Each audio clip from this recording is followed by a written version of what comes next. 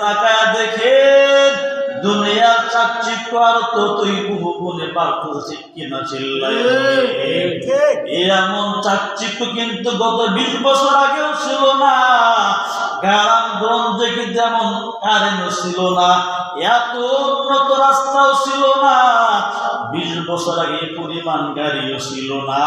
20 বছর আগে মানুষ পেট্রোল মারা রিক্সাতে চলাচল করছে, আর এখন মানুষ মোটর ওলা ইঞ্জিনে মানুষ চলাচল করে। সব চাকচিক্য হইতেছে। আমার বাংলায় বোঝার সময় যেহেতু না, হাতে অল্প সময় বাকি, এজন্য নবী বলে জিবরাইল সাল্লাম শোনায় দিলেন, ও নবী আপনার উম্মতেরা শেষ সময়ে দুনিয়ার দিকে আকৃষ্ট হয়ে যাবে। দুনিয়ার চাকচিক্য দেখিয়া তারা 5 তলার মালিক হওয়ার স্বপ্ন দেখবে, দামি দামি গাড়ি কেনার স্বপ্ন দেখবে, শহরে তারা জায়গা কেনার স্বপ্ন দেখবে। বলে এগুলো আশায় তারা তাদের নিজের জীবনটারে শেষ করিয়া দিবে, আর দুনিয়ার তারা কোনো কিছুই তারা অর্জন করতে পারবে না। যাওয়ার বেলায় খালি হাতে শূন্য হাতে তারা দুনিয়া থেকে বিদায় নিয়ে চলে যাবে।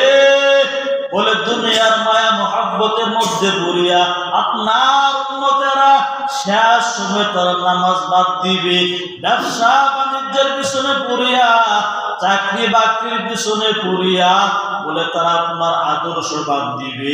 শেষ সময়ের উম্মতেরা টাকা পয়সা কামানোর ধান্দায় কখন আজান হইল, কখন নামাজ শেষ হইল, কখন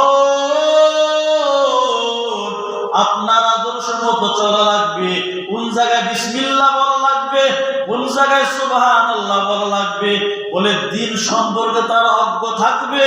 দুনিয়ার দিকে এতটাই ঝুঁকবে, বলে দুনিয়ার সব কিছু তারা বুঝবে, কিন্তু তার আখিরাতকে বোঝার চেষ্টা তারা কখনো করবে না। হইতাছে না? আজান হইল 12:30, আস্তে আস্তে 1:10 বয়ান এখানেই শেষ।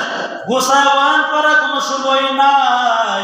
সব সত্য কথা আপনি মানেন বা না মানেন, নিজের চেহারার দিকে একটু তাকায় দেখবে। নিজের চেহারার চুলদারি কাঁচা ছিল, এক সময় তো দাড়ি ছিলই না, কিন্তু চুলদারি গুলো পাকিয়া গেল, শরীরটা দুর্বল হয়ে গেল। এরপর আপনি দুনিয়া দুনিয়া দুনিয়া খামসাইতেছেন, কখন মালাকুল মউত আসে আপনাকে ধরে ফেলবে আপনি নিজেও জানেন না।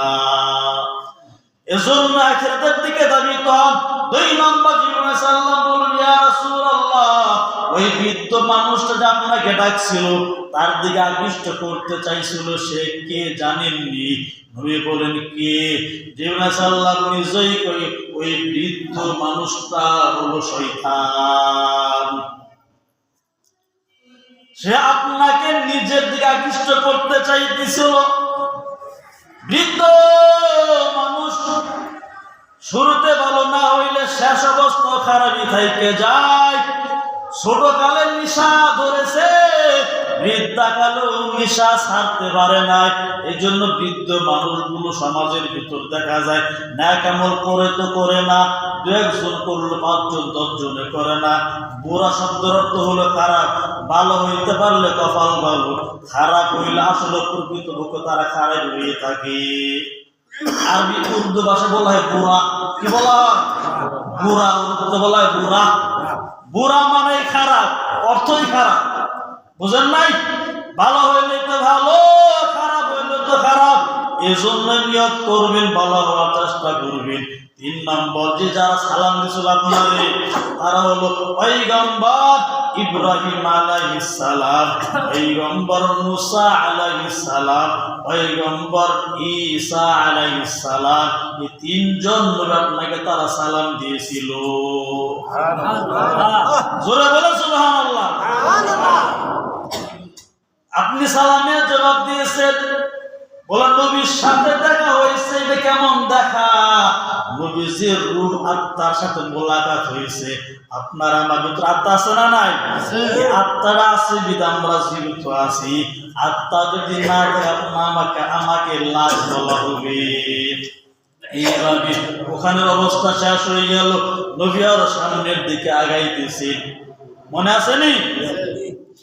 সামনের দিকে আগাইতেছেন, আগাইতে আগাইতে নবীকে আল্লাহ তাআলা জাহান্নামের কিছু আযাব দেখাইলেন। নবী দেখলেন কিছু মানুষের কবরে আযাব হইতেছে। নবীজি গাইলেন, ও জিবরাইল, তারা কারা? তাদের